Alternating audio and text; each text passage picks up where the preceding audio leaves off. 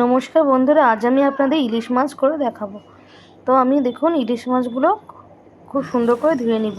তো আমার ধুয়ে নেওয়া হয়ে গেছে। দেখো প্রত্যেকটা ইলিশ মাছে কিন্তু ডিম আছে।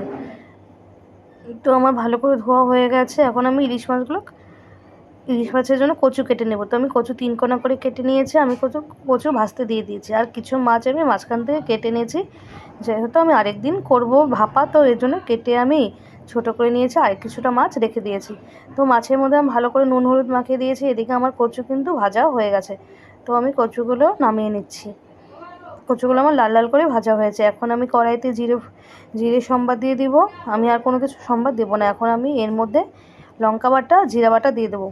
তো আমার লঙ্কা বাটা জিরা বাটা দেওয়া হয়ে গেল। আমি ভালো করে নাড়িয়ে কষিয়ে নিচ্ছি। ইলিশ মাছের জিরা আমি হালকা করে কষাবো। তারপরে আমি গরম জল দিয়ে দিলাম। তো আমার জলটা ফুটে আসছে। এখন আমি মাছগুলো ছেড়ে দেব।